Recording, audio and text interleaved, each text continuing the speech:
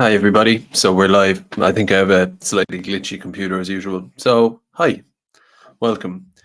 So tonight I want to talk about the EU Migration Pact. Have to kind of mention a bit about that. So that should be fun. What basically it was passed yesterday in Theyre through the Oireachtas are approved anyway. For Ireland to opt into the EU Migration Pact, which seeks to supposedly get a handle on migration, the rest of it. But I'll get into it in more detail in a while. But very sad sort of event, basically. But I suppose I have nuanced thoughts on that. In one sense, it doesn't matter because it's all off the rails. Everything's off the rails anyway. So it's just a change of documentation, really. I mean, I might get into it in a while. Like, we're bringing in like 250,000 people and 200,000 people in a year anyway, as it is, and pepper spraying people and all the rest of it. It's kind of, in one sense, it's neither here nor there, and in another sense, it matters deeply. So that's one aspect of it. I'll talk more about that. I also want to talk about this legislation to effectively, what's the word? I suppose it's complicated, but it's effectively to remove certain limitations from surrogacy in Ireland, which is the idea of having babies through IVF and the rest of it. You could take it could be a couple who can't have kids, or it could be gay couples, the rest of it, who obviously can't have kids. It could be anywhere on the spectrum, really. There's various gradations of how strange surrogacy can get, but potentially you can have things like two men getting an egg from someone, potentially even a sperm from someone else, and a womb from a third person, and you know, effectively paying for a child. So I want to talk about that because that's something that actually I feel very strongly about, to be honest. So, and that was passed in the same motion, not the same motion, sorry, the same sitting of the Oireachtas or the Dáil to pass IVF, or sorry, surrogacy stuff. And there's a few more goings on, but what I want to do is just talk a little bit as well about, and I hate to come on out like most nights and sort of be like downbeat because it's complaining about everything and talking about how bad everything is, but like I hate doing it. But you know what else are you supposed to say about these things? Um, so before I get into it all, yeah, link is in the description in YouTube and in the bio on Twitter if you're watching there. You can support the channel. You can follow me on social media, all the rest of it. But yeah, with that said, like I the past few days before this migration pact stuff and before the surrogacy stuff, I've been kind of I've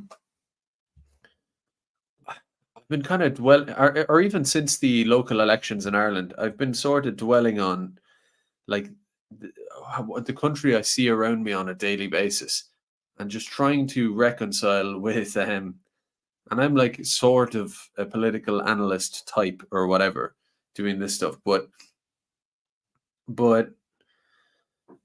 sort of trying to reconcile with like how strange things are in this country in Ireland, and sort of how in decline they are, um and yet how in control the political establishment sort of seems to be, and just trying to mull over the idea of where do we go, or how long does this thing sustain itself, because people have so many theories of this is like the end of the Soviet Union. The regime is very strong, but it's very brittle as well and could fall apart, and blah blah blah. Like there's so many theories out there which might have merit, but then on a daily basis you are like, these ideas of the French Revolution or something, like the revolution is always just around the corner because of things that are so bad, like accelerationism and all that.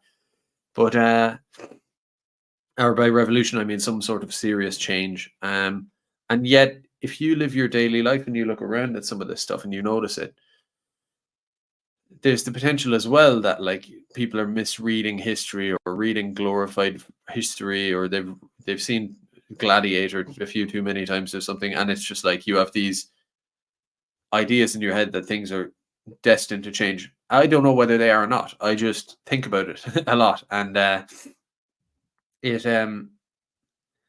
it I don't so I could kind of feel hopeless in one sense, but then in another sense I do look around and I do take that view that this cannot go on sort of forever. This sort of anti-human, anti a society that less and less lends itself to human existence, basically. And what I'll give you an idea of what I'm talking about. It's just something I tweeted about recently as well, which is a very basic and subtle observation, but I've been noticing increasingly, maybe since COVID, but it's escalating all the time. Every few months, I notice it stronger than I did the previous time, which is how unfriendly the basic demeanor of people in public is getting. I think that's a very interesting barometer. If just in your daily life, you know, whether you're at a shop or whether you're walking down the street or whatever, just the level to which people seem to be, or maybe it's just me, but people seem to be these tightly wound kind of coils, just waiting to take something up the wrong way, waiting, thinking maybe you're saying something,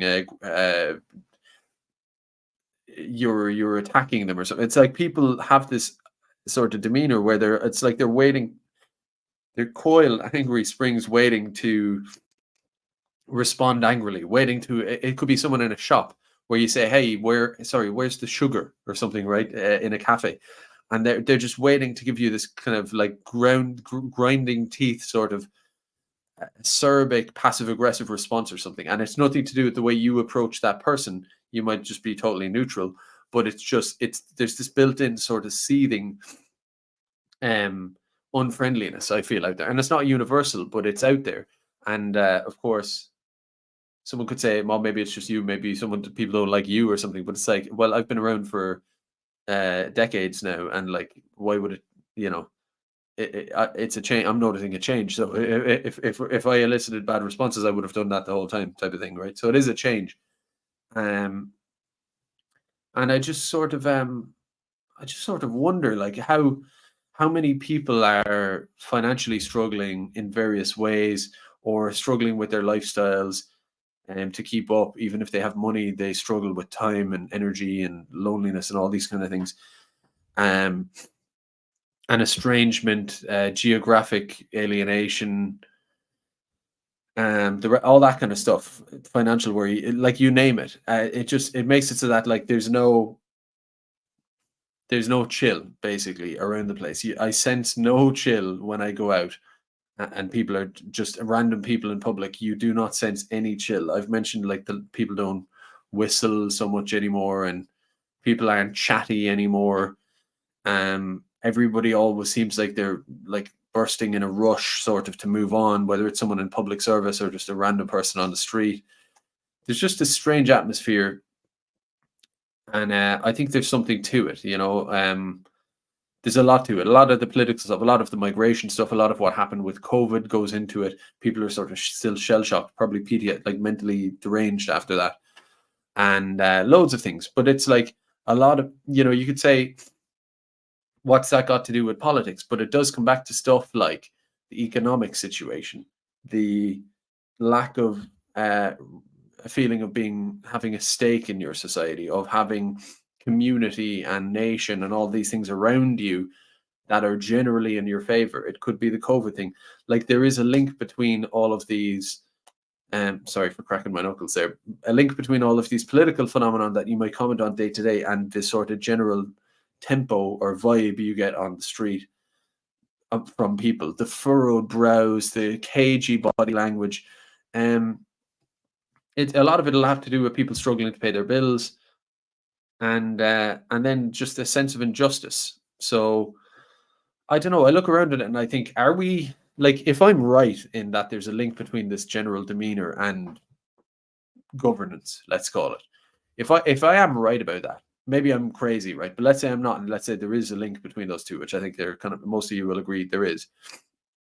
And let's say we agree that every 6 months it's noticeably worse and it's noticeably darker, sort of. There is the question of, like, regardless of like, oh, because people keep voting in Fine Gael, or what are we supposed to do, or the Gardaí surveillance state is so strong, and repressive, and Like practically how does change come about? I don't know, but in terms of a general overall question about like the human habitat, the questions of human society and habitat, is it possible for every 6 months for it to kind of get darker and more closed off and more hostile to be a human being in this sort of society, emotionally, but also materially, money, time, being stretched, being alone, these kind of things that people experience. Can that keep happening? Let's say on these 6 month increments, steadily going that way. Can that just keep happening in perpetuity? Can you get to 5, 10, 15, 20, 30 years down the line and it just keeps going as such? It's a very interesting question. I was listening to our guy New Ada down in Clonmel. He does very good videos on psychology and all this kind of stuff. He was talking about it, but it's a very interesting sociological question, I think, basically. How much people will sort of take and also like regardless of how much they will take or not, let's say they've gotten to a point where they say I can't take it anymore, then what do they go out and do? What is their outlet to say I can't take it anymore, thus I'm venting in X or Y way or something? What is the way that they can vent? How can they say I can't take it anymore? There's a very, I feel like in that sense there's a very grim atmosphere in Ireland because people feel like they're just sort of banging their heads off a brick wall. Everything is so controlled, and yet it's so untenable and intolerable for a lot of people. It creates this very strange atmosphere. But I don't know. I'm kind of interested to see what you're all saying in the chat there. But yeah, it's just I've had a strange few days. Maybe I just need Prozac or something. I don't know. Like maybe it's just me, and that's the other question as well, is for people out there who might be not political, not interested in these bigger questions. Let's say they just go about their life. I wonder how that person, if they feel increasingly under pressure, increasingly under strain, like boiling up on the inside and just like struggling with this kind of like everything getting harder all the time, it seems, to put it in a very basic level. I wonder what they think, if they think, if I, who come on here and have all of you in the chat in this political realm that I'm in, and we do talk about the problems of society a lot and stuff. If even I go around in my IRL life and I look around and I think, is it just me? Am I crazy here in this thing? Am I crazy for being sensitive to these things? What does that more disconnected person think? Like they must really gaslight themselves. If I'm gaslighting myself, can you imagine what someone who's just like focused on their own narrow lifestyle? They really must tell themselves it must be me. Maybe I'm just weird, or maybe I'm just black pilled or sort of like depressive or something like that. I do wonder. So, if you go get petrol and you just go in and out and you walk in and there's someone in the queue and behind the counter, and you just kind of like, that's the thing I would encourage you to do more if you don't already, which is just pay very close attention to everyone around you. Just look at them, like observe what they're like, and just consider if you were in a very different country, or if you were in Ireland 30 plus years ago and you were in the same situation, would people look radically different in the way they just comport themselves, the eye contact, the way they speak, the way they stand, the way they might whistle? Would it be very different? And try to zoom out of the day to day and just think how normal or abnormal is this, what I'm seeing around me, this kind of demeanor. I just feel like you could go out in a town or go about your business for a day, have a few errands to run or something. Let's say you're just, you do this, you do that, you get petrol, you call into a shop, you go elsewhere, whatever. How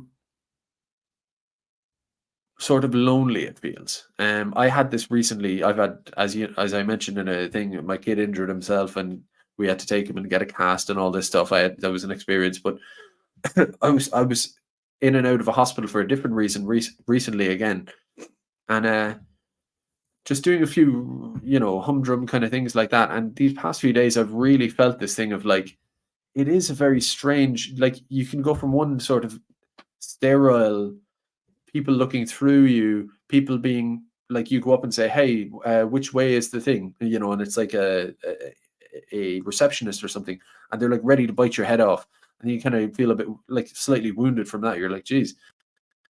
And you go to another thing, and everybody's just staring off into oblivion, and you start to go, maybe I'm mad, maybe it's just normal. People are going about their lives, and I'm just hypersensitive or something, or is this real?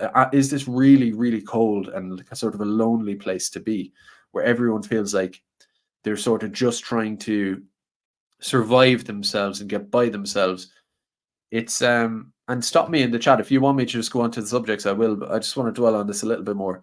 Like, I'm venting basically. I'm venting because my problem is when I look around at it, I think so many people might feel a certain way about it, and yet they don't even grant themselves the right to know that they're feeling it. And I wish they would just say to the guy next to them, "Do you not think things are weird now? Never mind going too deep into politics, just everything around us. Do you, the primal, like first level sensory experience, do you feel something really wrong just from one thing to the next?" And if I wish people would say it to each other like that, then there's an onus on me, of course, to come live and not just talk about maybe the political events of the day, but to reflect on that, because you at home might be watching or listening. And I feel like I owe it to just, if I'm thinking about it, to me say it. It would be hypocritical of me not to.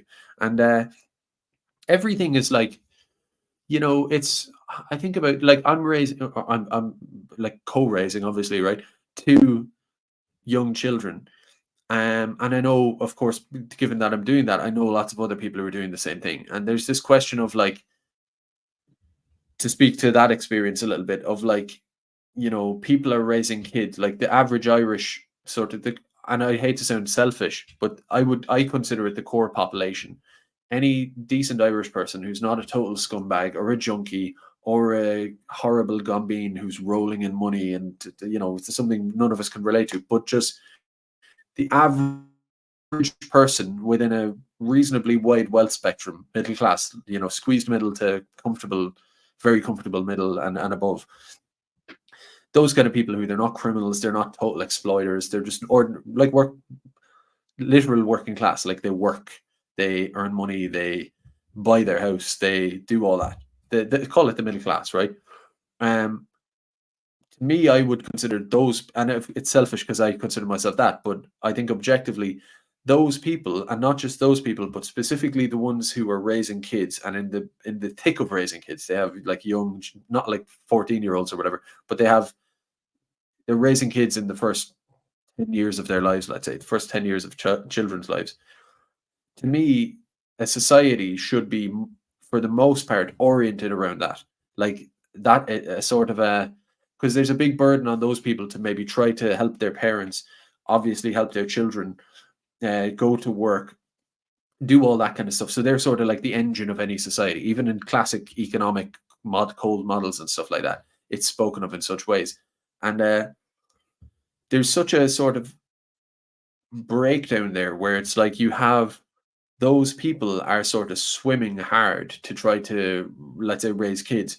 And of course, we have this adage that it takes a village to raise a child, but there's so many people out there raising kids to one extent or another, largely on their own. They might be from Dublin, but they they they live in Newbridge, and they both work intensive jobs that they have to commute a lot to, and they do the child. I've spoken about this stuff before, the childcare and the rest of it. And this is like extreme rat race life. Um, and they're sort of alone. They're raising the kids via these services, but also on their own. There's sort of not a lot around them. Most people are strangers. In many cases, the boomer parents are like off away with the fairies a little bit, and maybe have a lot of money. Like there's sort of this imbalance and stuff. Um, and there's just this kind of, basically, if you were looking at it like a habitat, you would be saying it's sort of strange the way children are getting raped, and then children being the victims of it because they end up in creches for like 12-hour days and the rest of it. And then old people end up in old folks' homes, of course, getting molested by these imported carers.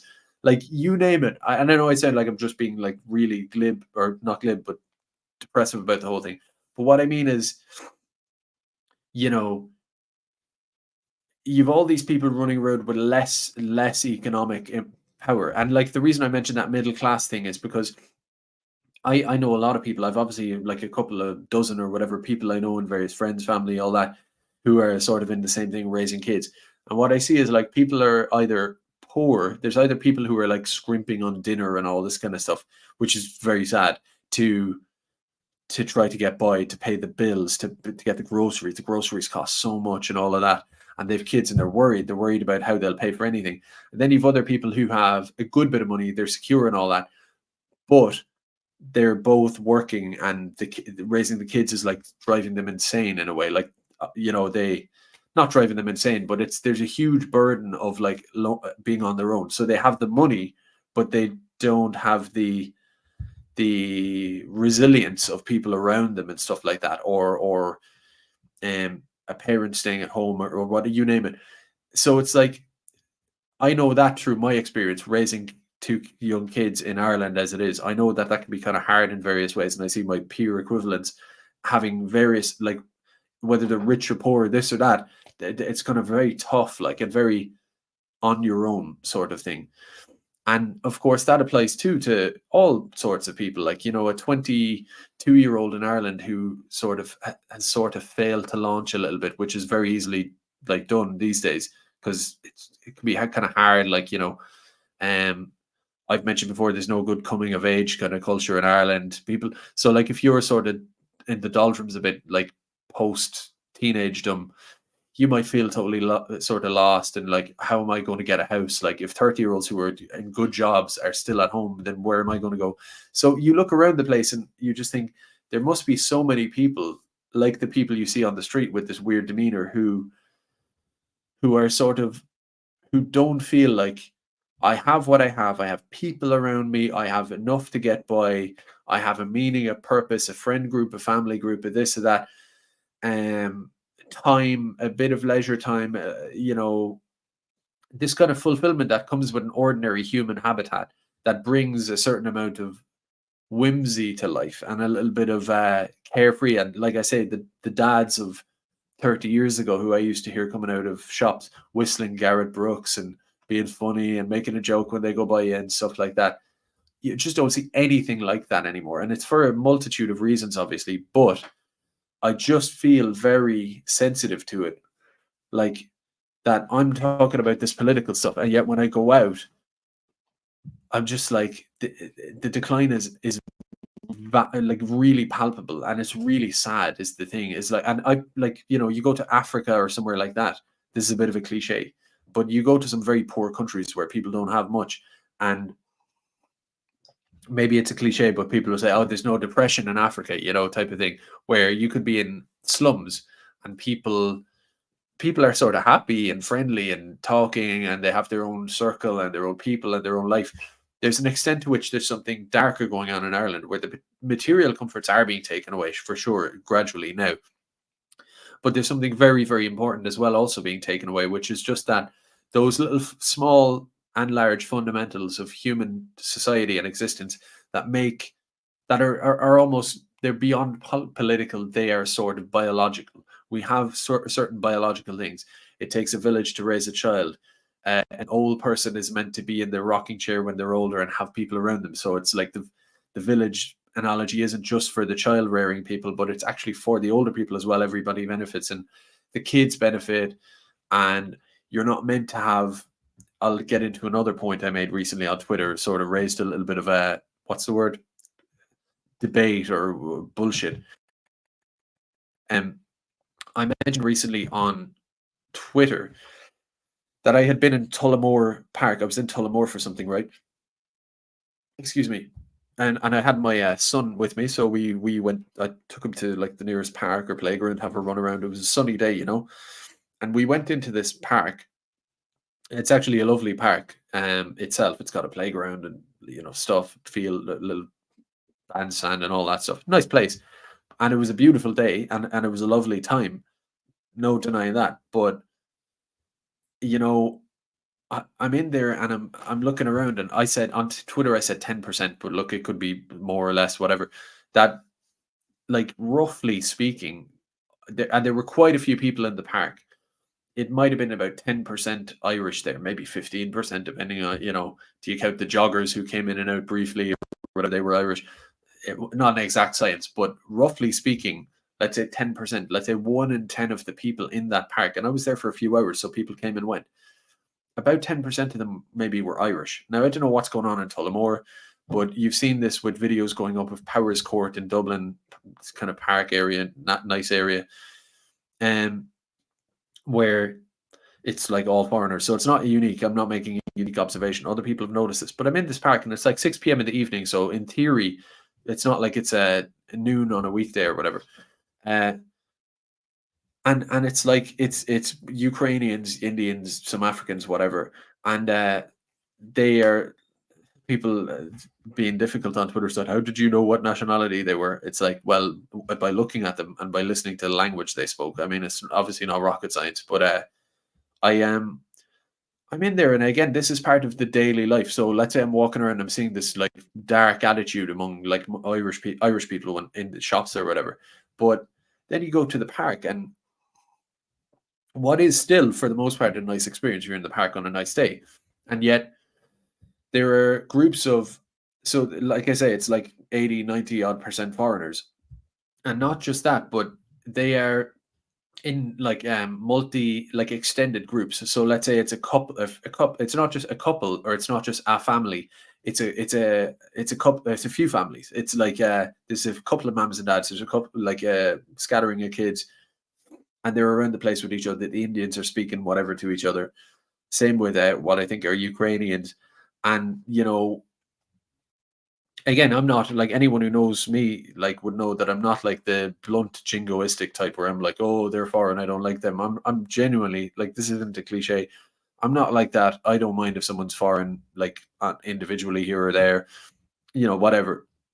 But at the same time, it's like they're speaking their language and you're within proximity to them, and they can hear that you're speaking English, and they can hear that you're Irish, like, right? They can hear the accent.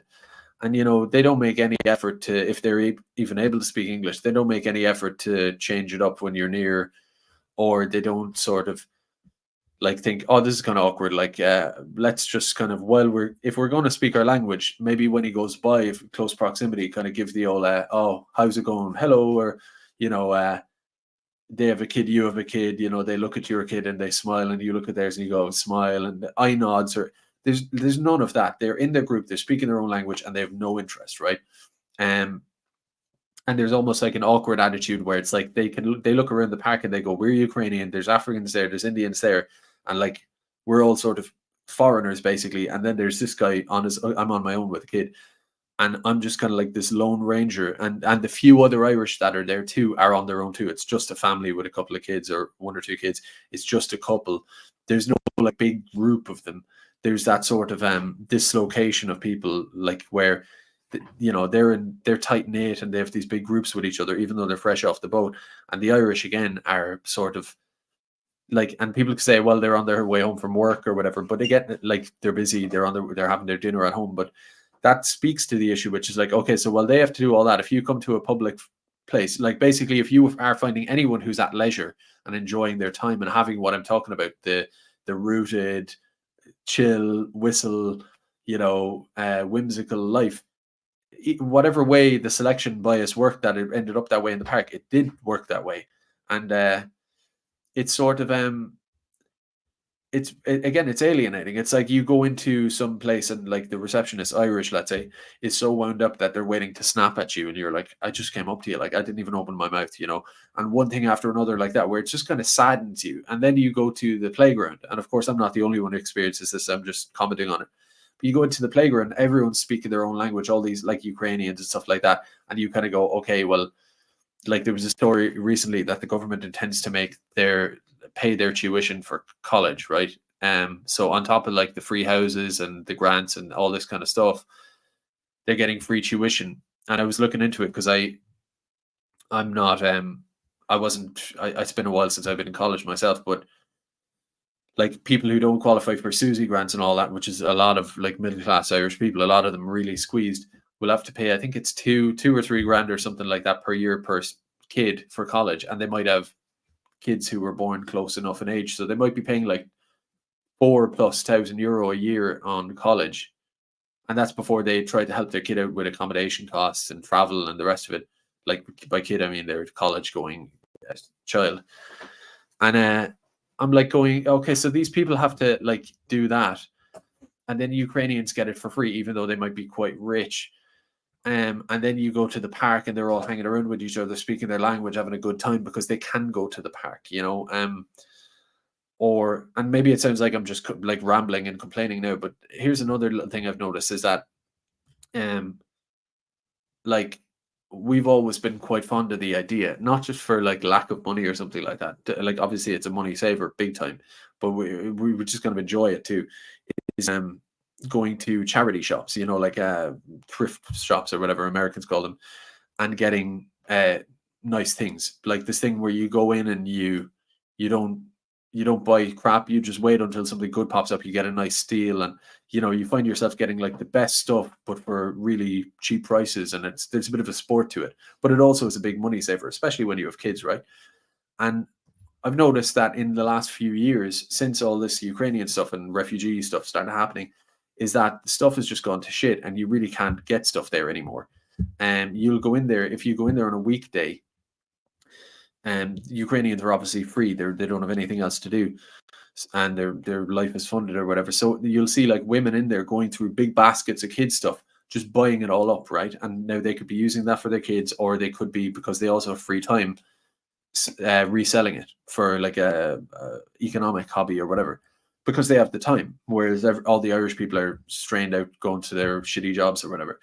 And you know, that's all happening. And then you go to the playground, and it's not like I'm not the only one. Like even very normal Irish non-political people are seething about this stuff.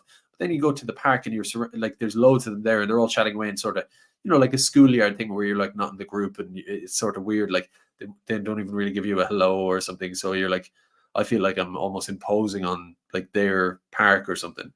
And you know, the language thing, you know, someone could make a remark about you or something and you don't know, maybe that's paranoid, but it's human nature as well. And just the amount of disenfranchisement where like some Irish couple, I can talk about myself, but I know it's true for so many people out there, will be thinking, I can't catch a break at all, and I'm funding your house and your everything, and you know full well we're doing that, and you know how disempowered we are, and we have to just exist. Like, I think things like that really beat people down. It's the economic thing, it's the injustice, everyday injustice in your face, and then just the lack of a natural human habitat. And that's one of my big points I want to kind of make, is that like it's sort of the idea of a human habitat. Like over thousands of years, we developed ways in which wisdom, like the way marriage was discovered to be the best way to rear children, or organizing societal organizing principle or whatever, made sense.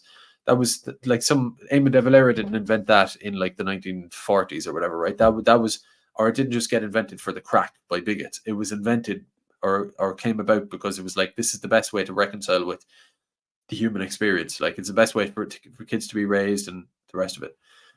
And the same for kinship, you know, nation states, basically, communities, men and women, all these different things, like were arrived at naturally. And so society is a sort of a version of a human habitat, and it's ideally it's meant to be at least somewhat geared towards the natural aspects of being a human being. So basically, you take what's natural and you apply the society onto it to fit that as best as possible, to vibe with it the best way possible, and make life somewhat easier, right? Because life is inherently hard just by its nature, the human condition, right? So, and you organize different generations and genders and this and that and types of people and classes and all this stuff to kind of work the best way. It almost feels like Ireland, and of course the wider West, is sort of, like I said, every 6 months it seems more grim in public. It also seems like every 6 months there's more and more political changes, societal changes that just happen. COVID, migration crisis, legislation, like I'm going to talk about in a minute. There's more and more of all that stuff.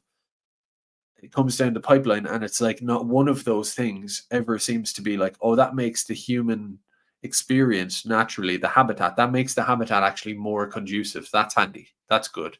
It's always like obscenely in the opposite direction. Like it's like, if you cooked up how best would you rejig the society slightly, or like tune the society a little bit more to be more antithetical to that no ordinary human existence, that makes life just better, for human beings. It's always going the wrong way, and of course, I would say by design. But you know, I stream about this stuff, the political changes, but it's like what I'm feeling very real at the moment is like either I'm taking the streaming into my personal life too much, and it's like I need to create a separation, or it's just that the stuff I stream about and talk about and we all look at, it's like becoming more and more in your face in the society. I think it's probably the latter, and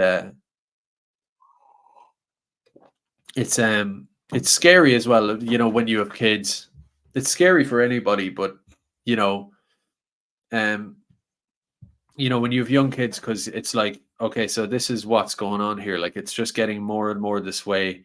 You feel like, and I don't mean to like play the I have kids card, I'm super insightful or more relevant or something, but if you are,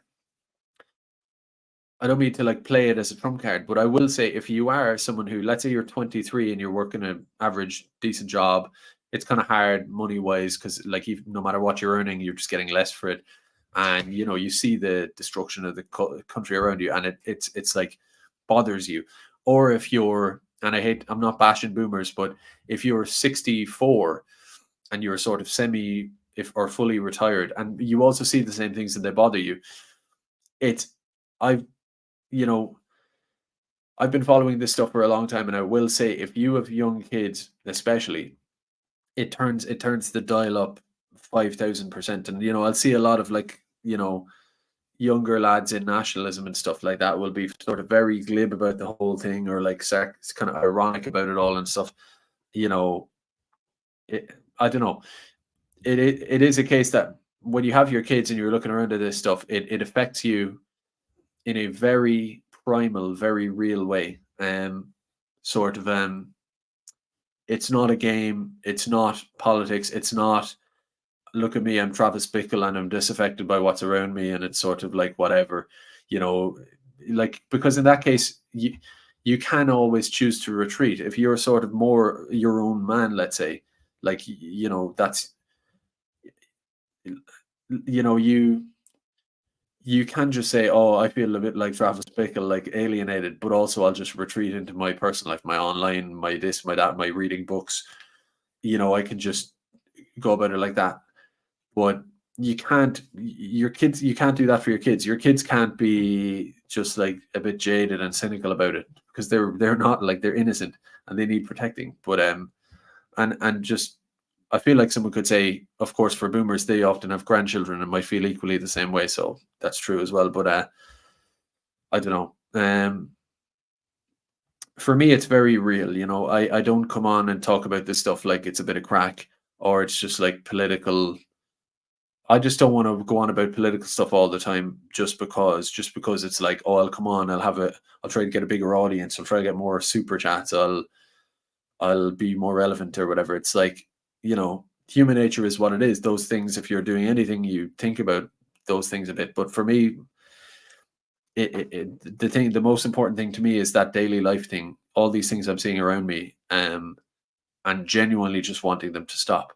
I don't necessarily want, or well, it's not that chiefly imperative to me that there's some sort of rigorously ideologically nationalist super state or whatever, and it's like, you know that'd be great, but it's like I just want the destruction to stop. I want people who aren't absolute traitor scumbags, amoral, no interest in the questions I'm talking about. I don't want society just being ran into the ground by them. I want just a reasonable society and a habitat to live in for my kids and for myself and for everyone around me. I want to go out and see people smile a little bit more. I want to see people be a little bit more chilled out and engage with each other and be a fucking human being a little bit more. I really just want that. And I also fear for, of course, all the other stuff. Ireland turning into like Bosnia in probably like 5-10 years, and like it's not good. Like, and I just want it to stop. And yet there are no signs of that in reality happening. So it's one of those things. I'm going to play a video actually right now. I wasn't intending to do this, and this might freeze up my stream. Probably will. Let me pull it up on the screen over here. It was Irish Git. It was Irish Git. He was on obviously on Twitter, Telegram. If you don't know Michael Brazzle, I've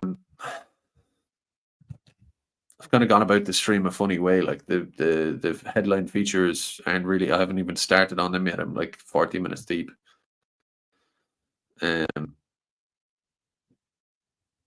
Someone says they have the same jumper as I do. They think it's NS. I don't mean to be a snot here, but God bless M&S. But this is from Donegal. This is handmade, you know. Not to fashion brag, but I don't know what the shop is. But I was driving through the absolute middle of Donegal one day, rainy day, God knows where. And there was this little shop place where they were making them all like behind the scenes. It's called. Oh, I can't see it, but anyway. No, I'm not able to do that, but I'll tell you afterwards. So I was trying to pull up this Michael Brazzle video. It's not working. My computer is too slow. Oh, wait. But I know he has young kids as well, or at least I believe he does. And he was just talking about some of the recent goings on, and he just kind of mentioned at the end that he'll do whatever it takes to protect his kids. And I hope, I wish, and I hope that more people will have that attitude, because I take this stuff quite personally, and I think it's very real. I don't think it's a game online. And what am I looking up? Michael, it's Irish Gate. But it's just, you know, he's a great fella, I suppose, and he was just there's a bit of passion in it. It's not going to work. I'll just get rid of it. Anyway, go follow his Twitter. Look at his most recent video about like about Simon Harris and stuff like that. But I'll just leave it off. Let's just get into the subject matter at hand. We'll talk about the migration pact and the rest of it. It's actually like operating it's like doing ACDL courses in school, primary school or something, where or dial-up broadband or whatever.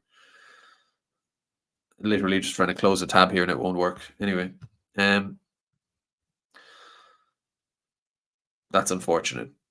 Give me a sec. Just let it happen, bro. Okay, I'm going to read some chat while it does its thing. So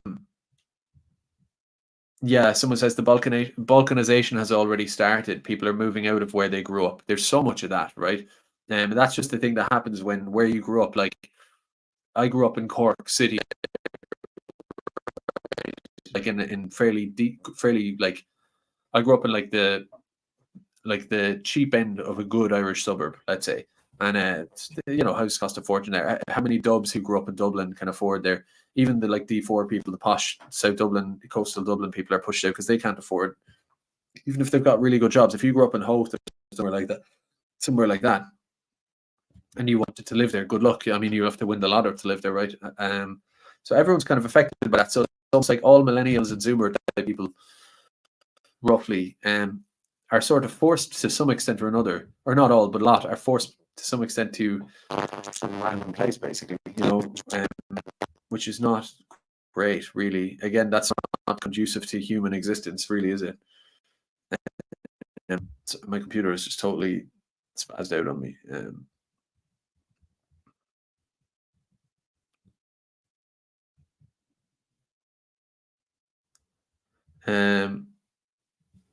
Someone says we need the childless young men, though. The Sulla, Pierce and McDermott had no kids. Yeah, I actually agree with that. I don't think everyone needs to go have like a trad life homestead or whatever, all that. Like, yeah, you need like hardcore. What I will say about that is that, like,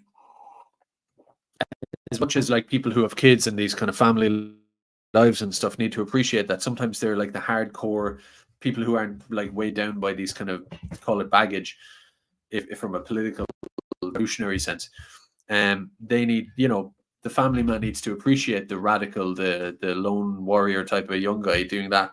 But the same needs to be in reverse as well, of course, because what I find sometimes is, and this is also a question of the difference between anonymity and like phase out people.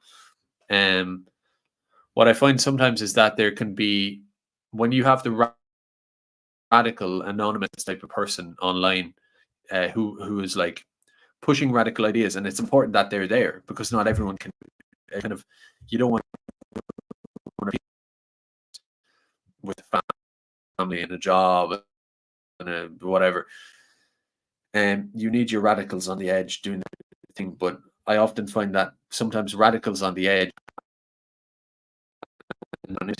they have these sort of pure ideas, and they sort of want to aggressively hold everyone else to that standard, which again comes with like a vanguard ideological thing. I often say as well, as I know value, if there weren't anons, then I would have I wouldn't be able to go read really unvarnished stuff for myself, So I'm not, it's not like a criticism, but at the same time, there can be a tendency for, if you're young and you don't have kids, or let's say you don't have kids, you don't have a family, you're sort of out on your own, you're just totally dedicated, and then on top of that you're anonymous, there can be this sort of artificial worldview created by that, where it becomes totally pure and unvarnished and all of that, and then, which is fine on its own.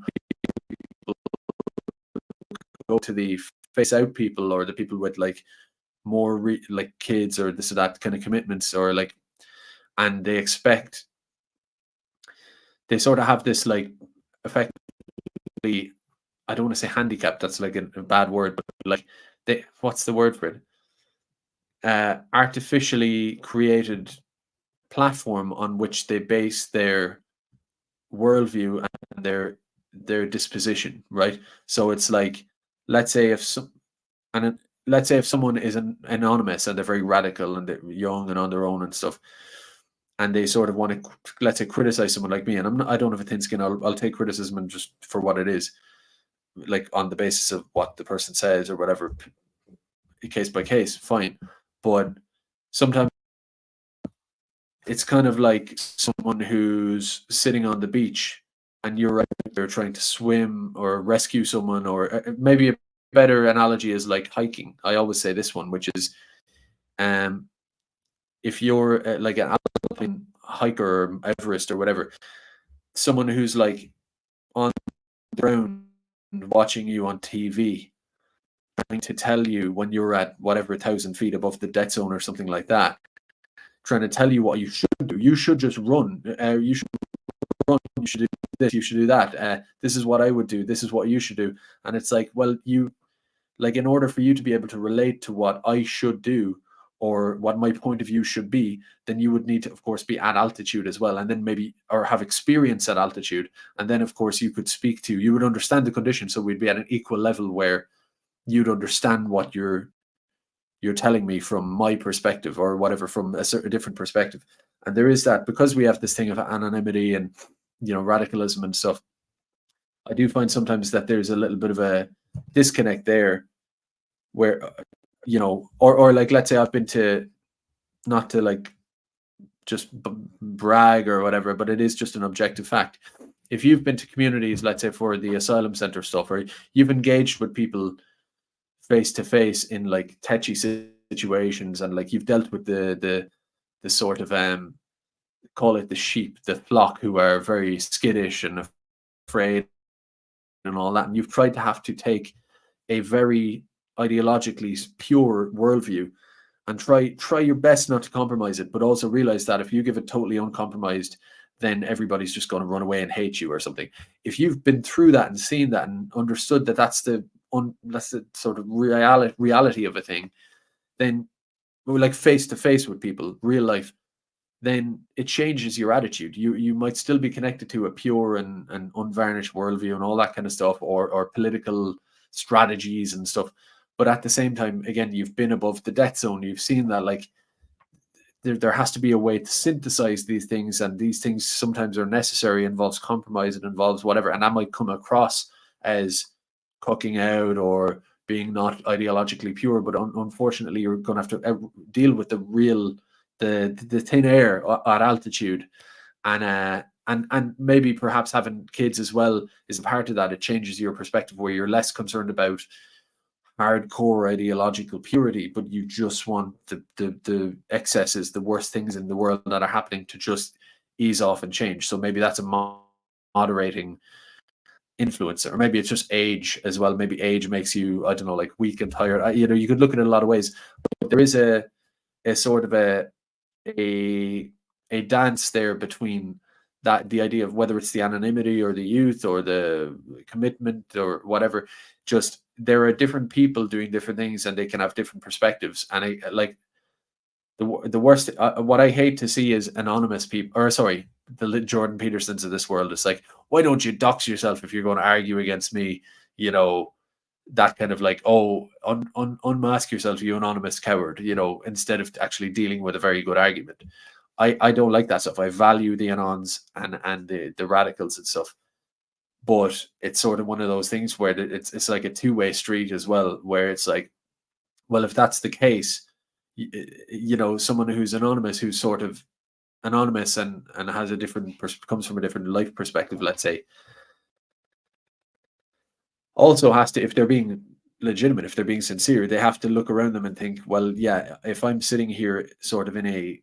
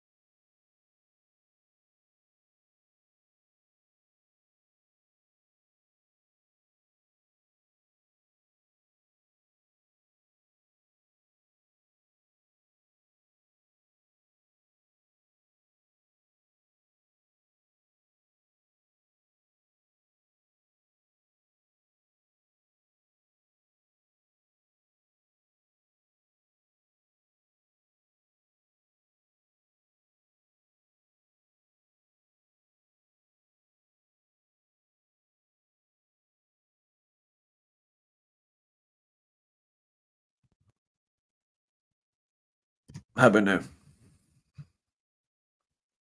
No, nothing. Great.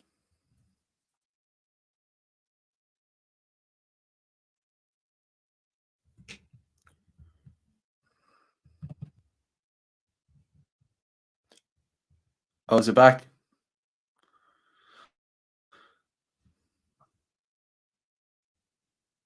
Just let me know there, lads, if I'm back. Obviously, I'm just trying different things. It's nothing obvious.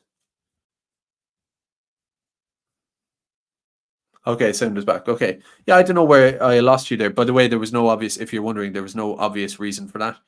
like as in my mic muted or the setting muted. Like no, I changed nothing. It just happened. But yeah, I don't know where you lost me on that ramble. It was sort of a total side. I haven't even like we're an hour in probably now. I haven't gone anywhere near what I said I'd talk about. But it's just some sideways thing I was thinking of. I've had many experiences like that over the years, and it's like I'm not sort of averse to criticism from like an anonymous person or sometimes I even not only am I not averse to it, but I kind of welcome it. I like the idea that there are oh, hold on a sec. I'm just gonna fiddle with settings here and see what happens. Yeah,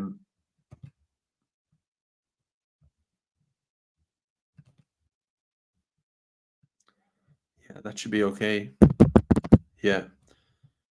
Okay, so I'll just do more sound checks here as I go because I may have come and gone, but yeah, hopefully it's still good. But yeah, there's that thing. I welcome criticism sometimes because it's like if it weren't there, there might be a human tendency to sort of drift into convenient or misguided views. Over the years, I've had a few sort of worldviews along the way that have been sort of slightly wrong, and some critics, I've ended up being right. So I know there are blind spots, but you know, but it's just one of those things. At the same time, I often see it where it's like, well, no, again, you would have to be above altitude to be able to really understand. In order to make your criticism, there's an extent to which, or it's like if you step across a certain line, there's a line at which it's just it's ignorant. Let's say is probably the best word for it. It's like you think your criticism is coming from being such a genius Machiavellian observer from anonymity or whatever, which is sometimes true, right? But then there can be a sort of a myopia where it's like, well, not to sound like Jordan Peterson, but it's like, okay, well, if you were to pull the mask off, would you still have the same criticism, or would your approach slightly change, like maybe mine does a little bit, or whatever, that kind of thing of like, would your approach be a little bit different? So that's the thing. Sometimes when you're arguing a point on like, you know, how extreme you should be in your language, or you know, if you say, well, I don't think we should just deport every last person, and I don't think you should just say this person is this and that, or whatever it is, you're kind of going, you are saying that from your anon, right? So like whether what you're saying is objectively true or not is one question, but uh if you're asking me what I should say, then maybe you step into where I'm at and then you say it, and then maybe I'll say it, you know, that or something like that. There can be that sort of a level of that sort of asymmetry there where it's like, and that's why increasingly as the years go on, there's more, I find myself more, I have like affinity where there's like, let's say there's certain conservative voices out there who are a bit more moderate and I'd consider a little bit more weak than where I'm at. And in the past I might have like snuff or, you know, rolled my eyes at them, thought they were like silly or whatever. But the ones of those that are out there face first, and they're also willing to engage in conversation, to sort of dabble a little bit in where you're at, but kind of stay where they're at, and they don't overly criticize you for being a bit further out, and you don't overly criticize them for being a bit tepid. And there's just this human respect there because they're real and you're real, and you sort of, it creates this thing. It's like the difference between a phone call and some debate on Twitter. It's like, well, yeah, if you're really talking to the person, then you'll be more empathetic. And I feel like, I don't know, you know, I used to be all about the hardcore and the anon, and these days, maybe it's just as time goes on, it's like actually the people who are a bit more moderate than me, who are out there, and I recognize that as much as I have to sort of adjust to being real life, maybe they're doing it a bit more, and I kind of understand it. Um, maybe I'm just rambling now, but it's just one of those things that's kind of funny. I noticed that in the political dialectic, it's like people calling for like rubbishing you for your view, and then they have like something much more radical or much more, what you could say is kind of antisocial or harsh. And it's like, well, yeah, you're like, you haven't actually interfaced with, like, as in if you were talking with your face, you would, your tune would change fairly fucking rapidly, you know. So that's kind of the reality. Anyway, I respect and cherish anons for their radical views and for their, you know, whatever, being real. It's good. It wouldn't work without them. But two history. That's all I'm saying. Anyway, so let's get into the stories, lads. If the computer doesn't freeze up, if it doesn't freeze up,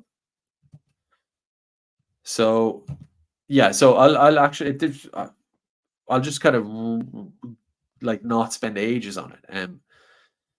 So how do I add that to the screen here? It's So yeah, Tracy O'Mani talked about. I actually don't have a whole lot to say on the Migration Pact. I feel like it's less of a big deal, perhaps, than some people say in a lot of ways.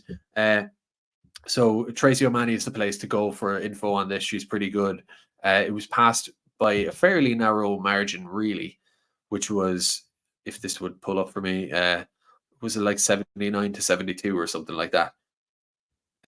Yeah, so 79 to 72. Sinn Féin were opposed to it, but of course they knew it was going to fail anyway. A very symbolic kind of a saving phase activity, but oh,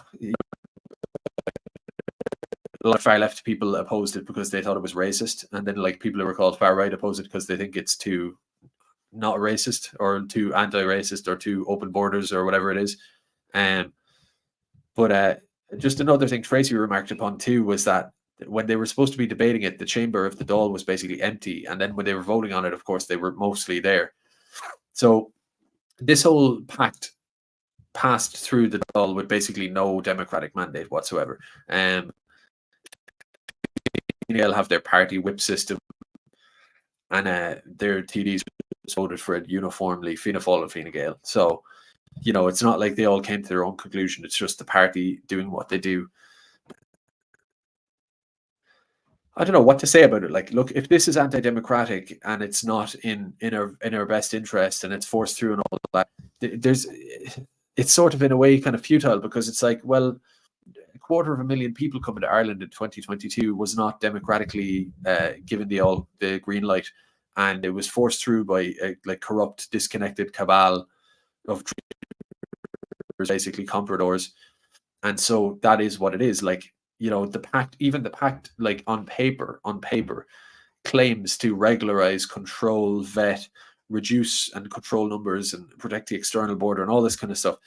It claims to do those things. So again, on paper, it's a good thing. Like that's how they propose it. And it's just, but then people say, well, in reality, what they'll do is they'll just foist a ton of migrants on Ireland. But again, then if I'm going to be a bit like a tennis match about it, it just goes back and forth really in futility, because, well, if that's the case, this means that they'll just have unbridled power to force tons of migrants on us with no democratic mandate and stuff. Again, you come back to current day reality, or like reality 2 weeks ago before the Migration Pact was passed, which is that they were, of course, doing that anyway, right? And there was no mandate for it at all, and they were just doing it, and they didn't consult anyone, and they pepper spray people, and they destroy our lives in our country, and they just do it. It doesn't really matter what legislation. Someone says sound is skipping again. Wonderful. Sorry about that, but you know how it is. But yeah, we'll see how it goes. But like, you know, they do what they do anyway. You know, the planning permission that isn't given in Kippur, I can never say Kippur or Kippur, the place in Wicklow, this big migrant village built without planning. The council have ordered them to knock it. They're not knocking it. Roderick O'Gorman's department will probably back them anyway, in spite of the law. The same in loads of other places around Ireland. You know, it's like that stuff, like that. There's no basis for that. There's no Migration Pact, Irish Migration Pact, EU Migration Pact, UN Migration Pact, whatever, like Bunrock Nahiran. And it's sort of like that happens, like just regardless of any of that stuff, these pieces of paper. And so in that sense, it's like the passing of this legislation is in one sense just sort of meaningless. Like what really changes in that sense? It's already a big sham anyway. The question is just like the ruling of our society by these hostile traitor comprador people who work for global multinationals, this kind of a US, like Zionist led, US led, like multinational regime that like sort of the EU sort of follows that, you know, and it's just this kind of like totalitarian, diffuse barely identifiable political hellscape, and they basically do what they want. They decide to lock us up in our houses for COVID, like that. They demoralize and browbeat the public into it, get the public to cheer for it because they have the media. That's how societies work. Those in power can just basically do what they want. That's like a truism, like perennial truism, right, or whatever. Um, and so it's like these little changes in code. How much do they really matter in that sense? That's one point of view. And then if you're saying, "Oh, we're going to overthrow this thing anyway," similarly, like if we're going to overthrow this thing and have to overthrow this elite power structure one way or another at some stage, well, it doesn't matter that they now have this extra piece of paper. That's what some people say. So who cares if they have an extra piece of paper? What difference, right? But then, of course, the counter argument to that, it's not so much a counter argument, but it's the other argument is that, well, at least the status quo up until now was that, in theory, you could elect a government, you could persuade enough of your community and your people to vote a different way. Let's say vote for nationalists or something, populists, and then those people could, in theory, form a majority government, and then they could totally change things, right?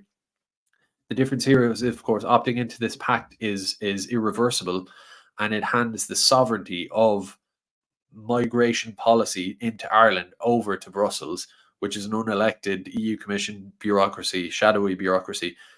And so basically from now on, Ireland doesn't really set its own migration policy. It's set from Brussels. So set from ultimately from the EU Commission, who aren't actually elected.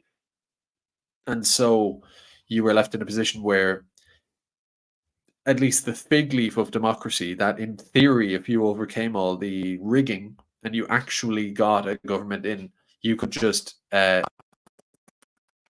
law and just change it. Whereas now it's like, no, you can't do that. It is now out of our hands. The government can genuinely say to the people, and I've talked about this before, but they can say, well, it genuinely is out of our hands. I may or may not want to do something with migration. You may want to petition me to do it. You may even want to take my seat in government, but it's actually that is not in the remit of this parliament. That is not in the remit of this government. So it's just something that's happening from outside, and so it basically brings it back to a sort of the crux of it really is that if you wanted to radically change your immigration policy in spite of what the EU Commission say, hypothetically in the future, you would ultimately have to, you would get fined for doing it and sanctioned effectively. So what you would have to do at that point then is leave the EU. So it sort of almost made the EU question zero sum, really. Is like, if you want to, which I don't know how I feel about that. Maybe it's a clarifying moment, but it's like perhaps it's a case now where that, yeah, it's so in a sense the EU is kind of almost, how would you say, sown the seeds of its own destruction in a way. Maybe I'm being fanciful to say that, but if Europe is going the way of nationalist, nativist populism or whatever, it is going that way. You look at France and AFD, and Ireland in its own way is doing it. Britain is doing it in its own way. Well, then either the EU accede to the demands of those populations if they come to power in their own nation, member states, or countries will be forced, where they might have been lenient on the EU question, thought, oh, well, we'll just do what Hungary do, we'll work from the inside, we'll form blocks.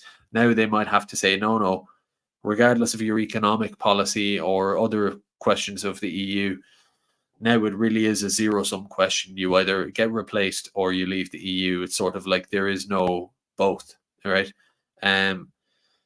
So, and the real thing as well is not like, I believe that it doesn't really change anything in the sense that they'll bring in 250,000 immigrants to Ireland in a year anyway. So what's the difference? Like, what are they going to do? Bring in a load of immigrants against the will of the people? They're doing that already. So, I mean, what's new? But it is, we'll say, at least a symbolic thing. The idea that they would sort of, in everybody's face, openly, with no mandate, really, hand sovereignty, the most precious form of sovereignty, which is like your ability to say who does and doesn't come into your country, to have full sovereignty,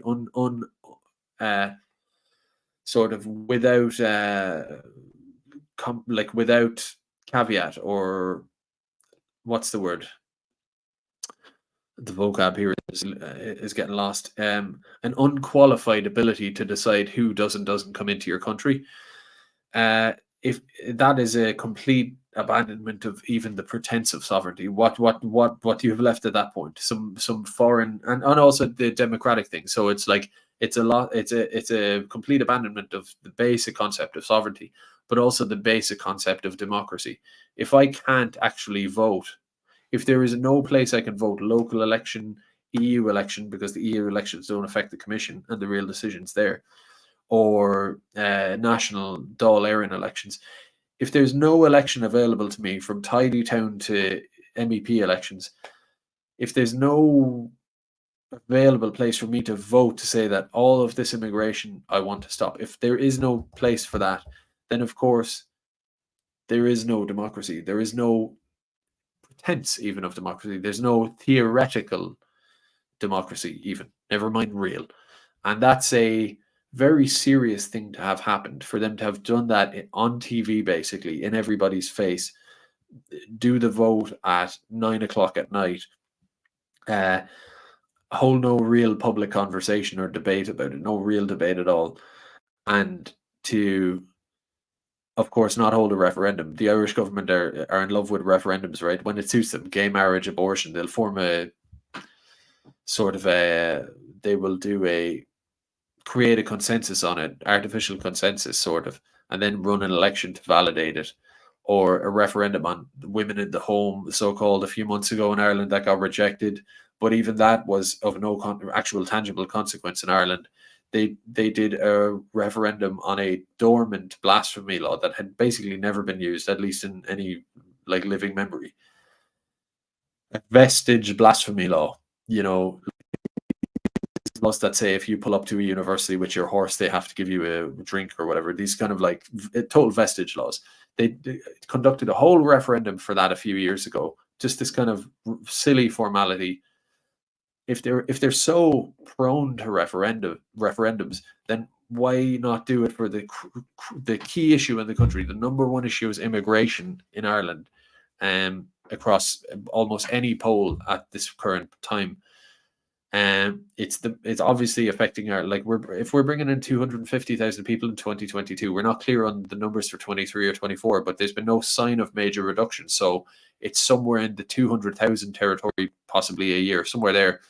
There's no good data really, or reliable data. So you're looking at a situation where sort of you're entering a new period where you're sort of bringing in potentially up to like 1 million immigrants into Ireland in a period between 4 and 6, 7 years. Like, you could debate which one that is, but like split the difference and say every 5 years you're potentially bringing in somewhere up towards 1 million immigrants into a country that begins as like 4, 5, 6 million, somewhere there. If you can't hold a referendum on that, surely, right? When you can do it for blasphemy, like, we're dealing with a sort of an absolute farce. And then the Migration Pact gets passed without debate, without referendum, any of this kind of stuff. It's again, tangibly, I don't think it matters that much, but symbolically it's huge. It's that they're openly just saying, we're going to, because they know if they held a referendum on this, it would be rejected. It would be a protest vote, but also people would just have a big public debate about it and be suspicious of it, right? People would say, even if our government is going to continue to fuck us over with immigration, we at least want the sovereignty here that at least we can, in due course, maybe flip them. Of course, the population would have rejected the idea that the government would just wash their hands of it and say, we don't have that power anymore. So it's sort of like, it's just a big FU from the government to just push that through. And it is what it is. So, yeah.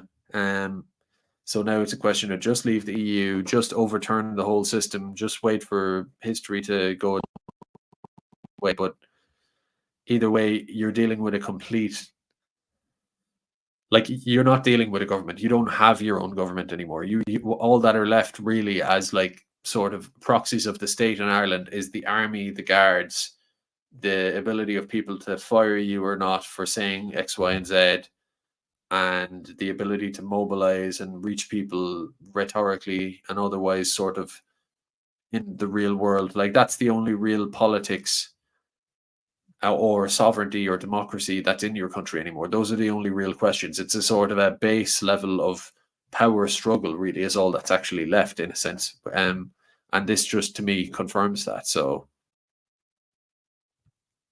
anyway, um, that's that. So I want to talk about this next thing. Well, actually, this is relevant too. I'm going to freeze up here again because I'm trying to move tabs. Oh, here. Yeah. So this idea of a bomb threat to Simon Harris's family home. It's just as the Migration Pact was passed in the Dáil or voted for or whatever, headlines began to roll out about Simon Harris getting a bomb threat in his family home. Of course, we've seen stories like this before. Same with Helen McEntee, and he comes on all, sort of using it rhetorically, you could say. I mean, sort of coming out and saying, "Oh, the tone in Ireland needs to change, and everybody's hateful or whatever." But a lot of people don't really believe it. A lot of people think it's fake, basically. And of course, the question I have, like, it's a media narrative.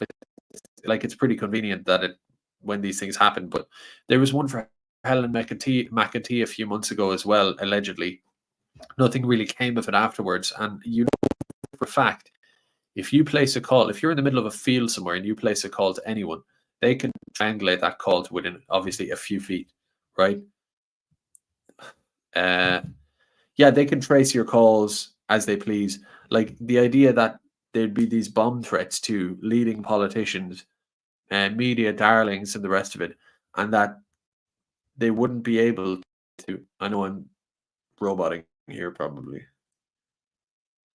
Yeah, that they wouldn't be able to just find that person and basically hang their heads high above the, or, like, hoist them up in front of the public to say, "Here, we got him. He's a terrible far right," or something like that. Like, it sort of defies belief. It's like, well, where are these, like, these multiple bomb threats you keep talking about that come up at opportune news moments? I mean, are you not finding these people? You have, like, god levels of technological surveillance. You're saying a phone call came in. Where did the phone call find this person? Like, you could easily do it, and yet it never materializes. Funnily enough, a lot of these fires back in the days of Ruski and Meville and stuff like that, in like 2018-19, these asylum centers, there was a lot of allegations of insurance fraud, Antifa doing these kind of things and stuff.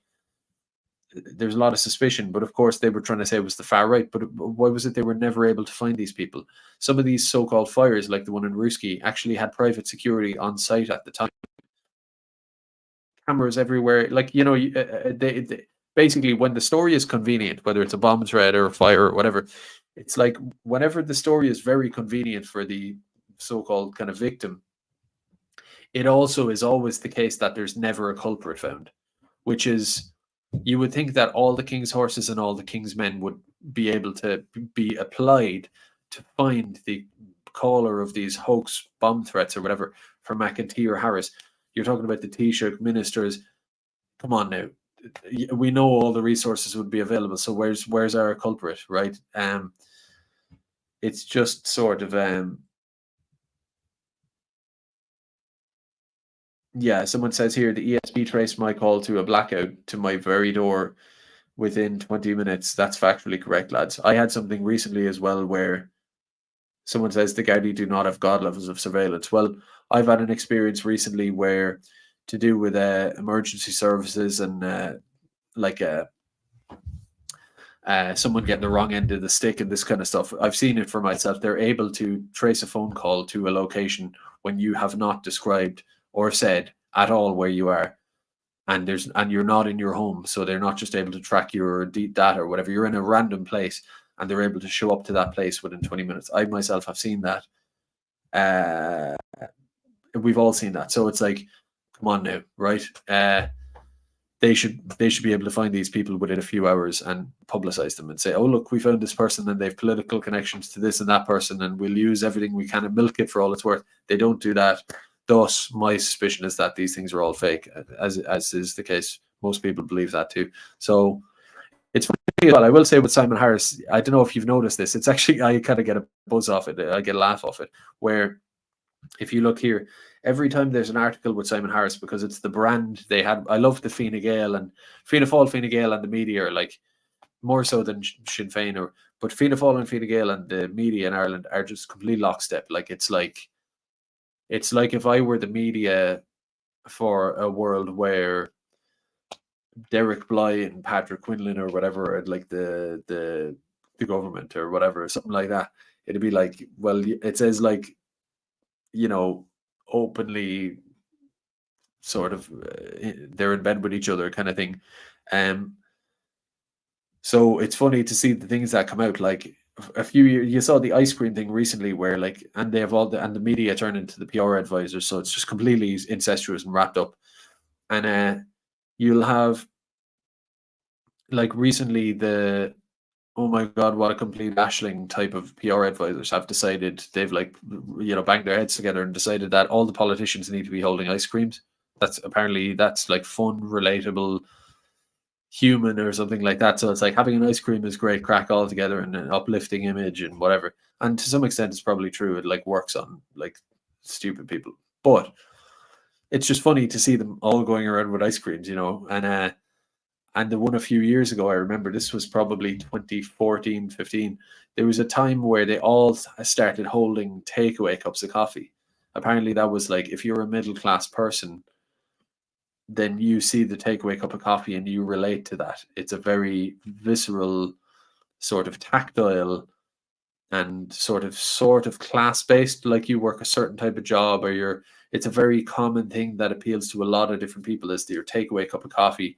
It's like a primal daily life thing, which is like speaks to the quality of our society or something, where like the most relatable, it's like, back in the day it was like Reagan would have a beer with you or whatever, something like that. Whereas now it's like I'm walking down the street with like 2 takeaway cups of coffee and the cardboard little thing, and that's, it's like so sad. It was kind of funny. The recent one with Simon Harris is like, they didn't do this really with Varadkar or Micheál Martin, but it's very much a thing with Simon Harris and his brand of like, I don't know what it is, but it's like he's always very serious. They're trying to make him look like, I don't know, Bashar al-Assad or something, like really serious, like a wartime general. I'm really serious. I'm really stern and tough or something. Whereas Simon Harris is notoriously sort of wafy and sort of weak looking, right? So it's a strange message. I don't know if it lands with people at home. Maybe it does. Maybe I'm like too cynical, but he's always got a furrowed brow where he's really serious. And like, I don't know, it's like, it's sort of Putin, like it's like a version of like how Russian media will do Putin or North Korea will do Kim. But it's sort of strange because it's like, well, this isn't like a tough leader type of Putin wrestling a bear or whatever. This is just Simon Harris standing around constantly with a furrowed brow, and he's really serious, and it's just kind of hilarious. I laugh at it every time I see it. But so that's your bomb threat, so called. Just when the migration pact gets passed, a little distractor there. So yeah, so I'll try to hurry up here. As I say this, it takes like 4 minutes for a tab to change from one tab to another. So this other thing that was passed was about the surrogacy stuff, right? And that I just find this stuff so weird. Basically it's changes in the surrogacy laws. Now there's a lot of nuance to it. I haven't done some deep dive into it. The Countess has good stuff on this, or Jana London, these kind of people who cover these sort of issues, let's call them family type issues, maybe would give you a better take overall on the nitty gritty. But I'm just going to take the sort of general conclusion that at the fringe, at least, what it does is it opens up all this sort of weird gay adoption, surrogacy stuff, like weird out there stuff. It sort of takes what few railings there were around that issue, it sort of just pulled all of those down now, and it's sort of a carte blanche, I would say. And you can see here in this article by the Irish Times, Stephen Donnelly, who says, and he was like hugging activists and stuff. It was vile to see. Minister, so from the horse's mouth, Minister for Health said the bill builds on the new fertility services put in place, and it, quote, builds on the state-funded IVF model which we've rolled out. It will now help facilitate donor-assisted IVF, including same-sex female couples, which I've committed. I mean, I'll just kind of state the obvious there, where it's like, so any state has limited, everything is an opportunity cost. The idea that like a foreigner took your house or whatever is something that people laugh at. But of course, it's true that if more people come into your country and foreigners get social houses, let's say, and you can't get a social house, then the foreigner who has a social house took a house that you could have had. It's just like obvious. Or if a state decides to build a road between Limerick and Cork, but there's no road between Derry and Dublin or something, right? Well, there's a trade-off between those two things. Like no entity can do infinite things at once or whatever. So it's like, yes, everything has a opportunity cost. And of course, this does too. I don't know what kind of level of funding goes into it, but it's like if you're going to create this whole network within the state to support IVF, and as Donnelly says here, specifically for same-sex female couples, of course, that's at the expense of something else, right? You could have just put more money into supporting ordinary people. You could have increased child benefit. You could have done a million possible other things, right? But of course, a state or an individual will choose to do, there's a million options. You could do a million things, but you will choose to do a limited amount of things. And one of those things, apparently, the state thinks is of the utmost importance is same-sex female couples IVF-assisted childbirths. And that's basically the long and short of it. Again, I don't have a detailed breakdown of the whole legislation, obviously, but it's clear that that's sort of what it's aiming at. The IVF question is sort of something I'd like to, I always say this about subjects I don't have the full scoop on, but I would like to get, if someone was happy to talk to me, someone where their beat is surrogacy, like an anti-surrogacy activist. Maybe I'll look around for one.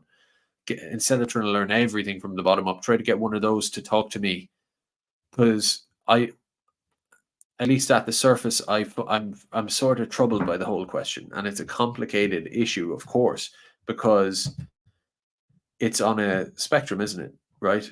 Like surrogacy it's not black and white. So, there are people out there, basically a man and a woman, who are very in love and married and they have their shit together, and they, for whatever biological reason, they can't get right. They have sort of fertile sperm. She has sort of fertile eggs, but for whatever reason, the insemination just doesn't really happen. Or I don't know exactly how it works, but the idea that science basically steps in to give a little helping hand and make the sperm connect with the egg and inseminate it and create a baby, right? And then that embryo goes back into the woman, and they have their own biological child naturally from the point of insemination, we'll say. Then it's just a normal thing. Some people are against that for like moral reasons. They just think it's not right. There's part of me even leans that way, the idea that like God's will kind of thing, where maybe just there's a lot of people who can naturally have kids just as is, and it's like the idea that even from the time you become interested and like attracted to someone, it's almost like there's a selfish gene, or God, whatever you want to call it, is sort of directing two people to be attracted to each other, and there's a sort of a primal force there that just reads something.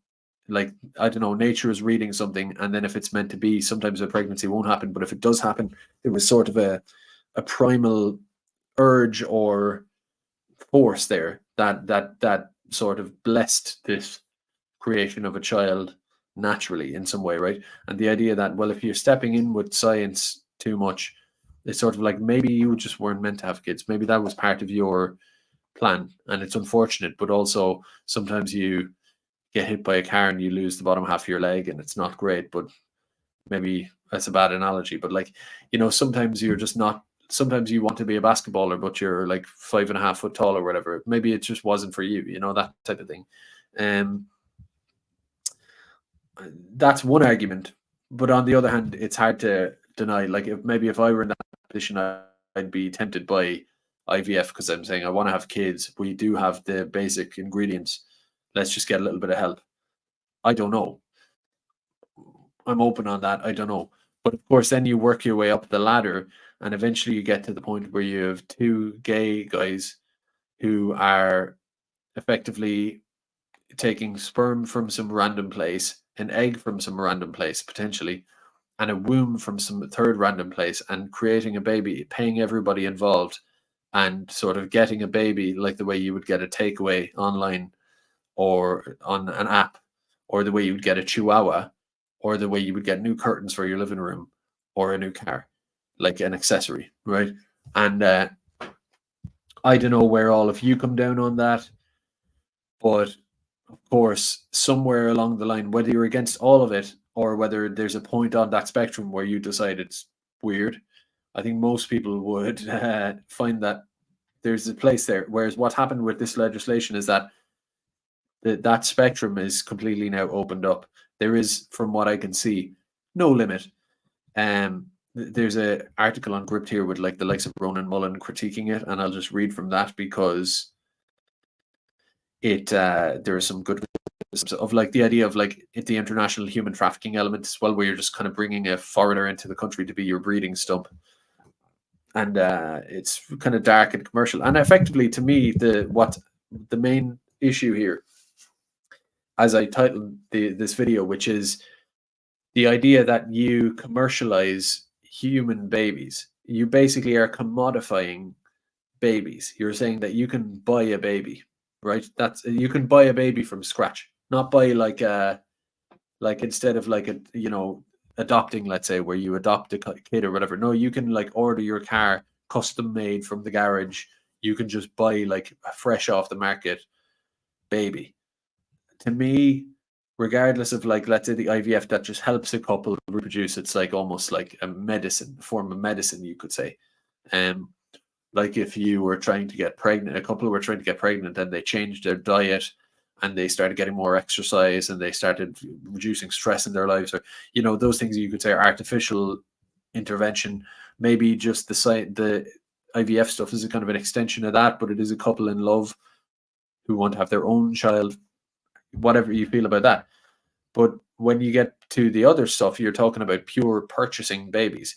You were purchasing a baby from scratch, and to me, that is one of the worst things I would say possible in a way. And if I were to say that, put it this way, some people talk about the Islamic conquest, the jihad of the West by the Taqiyya Muslims and all this kind of stuff, right? Counter jihad, Muslims are taking over and all that.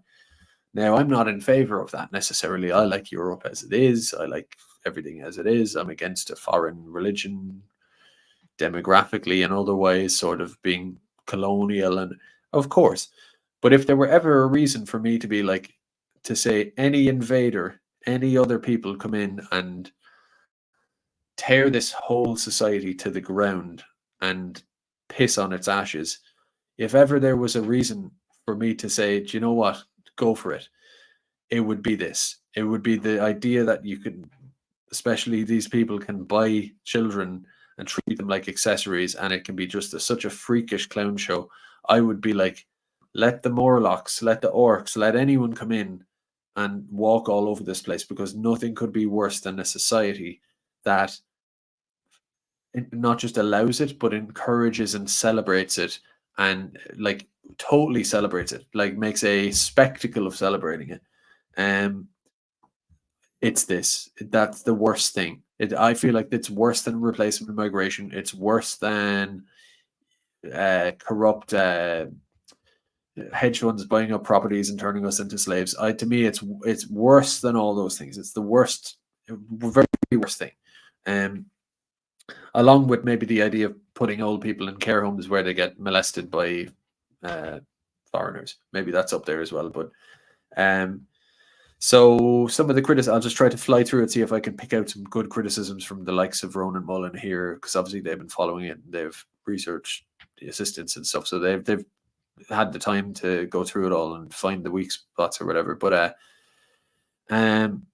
so Mullen says, yeah, he says it's a creeping gender agenda. He says it's a sinister disregard for the will of the public.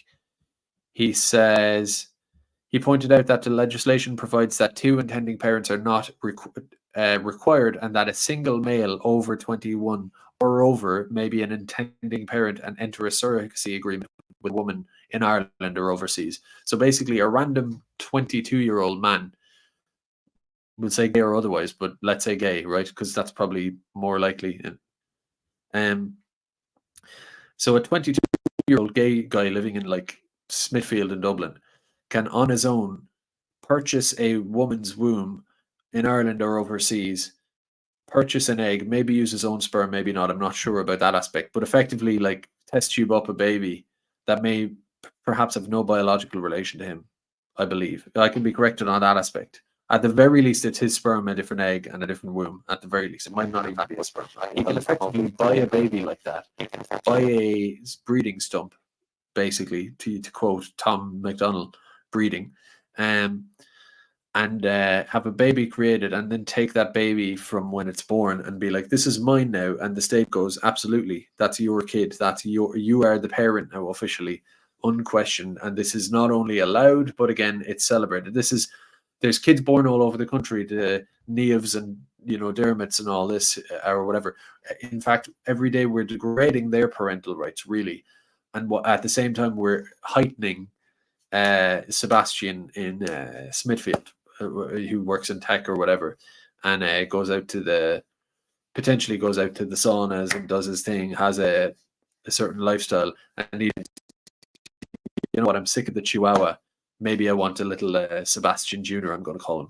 And they are not only elevating and copper fastening his rights, but they are portraying it as the ideal in a way. So yeah, Niamh and Dermot have a kid normally in a Athlone hospital or whatever, invisible, right? Invisible. Their economic situation can go down the tubes. They are normies. They are breeders. They are whatever. But if Sebastian has had his latest like super Chihuahua, then that's all over the front of the paper, like Brian Dowling and the rest of them, right? Isn't this amazing? And that's allowed. And nobody says, wait. What about this child? This child is not something on the shelf in Fallon and Byrne. I'm sorry. Children are not commodities that you can just create and buy. No. Children are meant to have. There are exceptions. There's adoption. There's infertility among couples. There are exceptions, and whatever. But in principle, babies are not meant to be bought by 22-year-old single gay men. Full stop. That is a basic, again, a society is like gone completely insane when you can't just say that that's not how it's meant to be. You could say, what about a family where they have kids and the family getting a car crash and the only next of kin is their brother who they entrusted the baby with if they ever were to die, and they did die, and what if that brother happens to be gay or something like that? Look, these are externalities that happen or something like that, because that's what they always hit you at. But in principle, as that guy said when he was debating gay marriage to Barack Obama back in the day, the other black guy, if any of you remember him, in principle, that's not meant to be the case. And so you don't, by design, enshrine that as policy and law. So anyway, what else did Ronan Mullen say? He said, oh yeah, here, this is great, right? Perversely, which is a good choice of words. Perversely, the bill as it stands allows for the listen to this, right? Perversely, the bill as it stands allows for the possibility that the genetic father of a child could be registered as the child's mother, he said in a statement. There is nothing in the bill to prevent that male genetic parent from being designated as the mother in any parental order or subsequent civil registration. Now, someone could roll their eyes and say, "Oh, you're being ridiculous." It's like, "Oh, you're being ridiculous to say that the transgender bathroom stuff will lead to random men being in bathrooms creeping on women." Well, then it does happen, right? Of course. In Ireland, we have this trans regime now where it's like people can identify a different way. Well, if this 22-year-old Sebastian adopts or buys that child, like his new super chihuahua, and then decides that very day to say, "Oh, actually, I'm not Sebastian now. I'm, Lolita," or whatever, maybe an unfortunate name. See, it's kind of like, this is also perverse. It's like, it's funny. That's like almost like what's the word? Like a Freudian connection or whatever they're making. But no, just whatever. Lisa, right? He decides he is now Lisa, and he goes around the place saying, "Here's my Chihuahua baby, and also I'm his mother." And he can be looking back at you with stubble on his face and say, "I'm his mother." A deranged situation like that could be the case, and you're looking at this strange child who's got a real mother somewhere, and potentially even has a real father, sperm-wise. I don't know. And you're powerless to, like, in a normal society, I'm not advocating violence, but what I'm saying is or let's say in other societies, past and present, in other societies, someone would attack that man, apprehend him, bring him to the police or the town square, and take that baby and try to find its mother, or at least a caring woman who's willing to care for the baby in the meantime, and stop this strange, crazy man from being with this kid, right? Because it's viscerally repulsive, right? But so yeah, so anyway, it could be the dad could be mommy now as well. So he went on to say the possibility of such outcomes is not accidental. It is another illustration of the creeping gender agenda which the government has been pushing for some time. We see it in the government's bizarre and convoluted definition of gender in the controversial hate speech legislation. What else did they say? Excuse me. Yeah, he also talked about how it will enable the exploitation of impoverished women in Ireland because, of course, women will be incentivized to make money doing it, right? And people are increasingly poor. It's increasingly like a Mad Max society where it's like women's like options for making money who are struggling. They look at OnlyFans. They look at like selling their, gestating a baby for Sebastian in Smithfield. It's kind of pretty crazy. But yeah, also the exploitation in poorer countries abroad by financially advantaged women and men who want a baby created to their own preference, the Galway senator continued. And the Countess said the committee stage were. Oh yeah, so I don't know what the story exact details of this are, but apparently Sharon Keoghan tried to insert a clause to the bill that would bar convicted sex offenders from applying for surrogacy after the amendment. So yeah, she tried to apply that and it was rejected.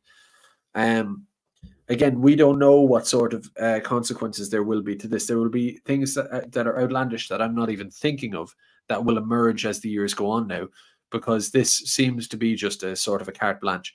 It's like there is no common sense in the room to say, listen, some person with like someone who potentially has been convicted of sex offenses. There's all sorts of like, where are the limitations exactly? We don't quite know. It's probably very minimal. So that's what we have now.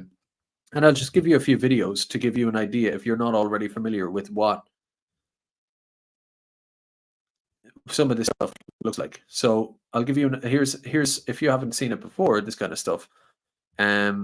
Here's a baby that gets pulled from its mother after childbirth and handed to this man. Now we don't know what sperm, egg, or otherwise is involved, but it's not in effect his kid, obviously, right? Not really. And you see these gaudy, bizarre rituals where these gay lads will lay on a bed with sort of an unfurled nightgown or whatever, doing this what they call skin to skin, where people are meant to hold their babies close like a mother and a father. It creates a bond, right? Because you're biologically kin. Whereas you have these strange men doing the whole thing where they lay in a hospital bed like a mother. Now, if you've seen a relative or your wife have kids, there's that flushed face they have, there's that relief and excitement and joy. It's like a unique experience in your whole life, especially after your own kid is born, to see the look on your wife's face, the elation, the tiredness, the mix, that sort of, it's the kind of thing that should have a 42 syllable German word for it, right? It's a unique thing in its own, magical thing, right?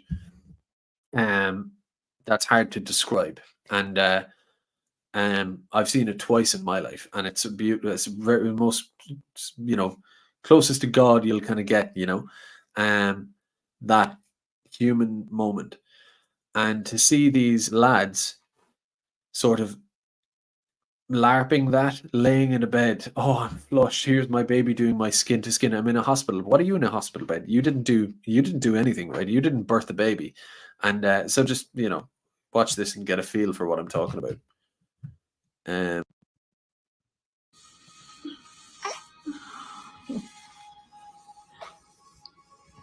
Oh no, I'll put it back on her. I know. Now that baby needs its mother right there. That's what the baby needs. That's what the baby wants.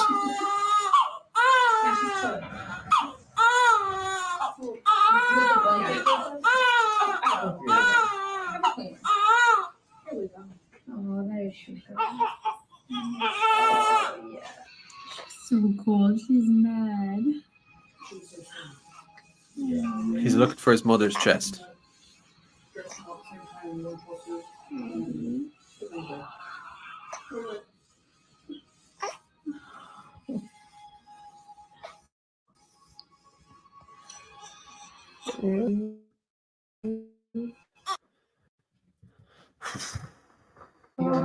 Oh no, I'll put it back on her. I know. Damn, sorry, I'll just pull that down. Just to repeat myself, if I haven't made it clear already, like, I don't mean to say there might be a time where this whole idea that, like, when we get to power, right, as if I'm ever, you could say it's outlandish, but hypothetically, I'm a political dissident. If there were ever a time, or if there ever is a time,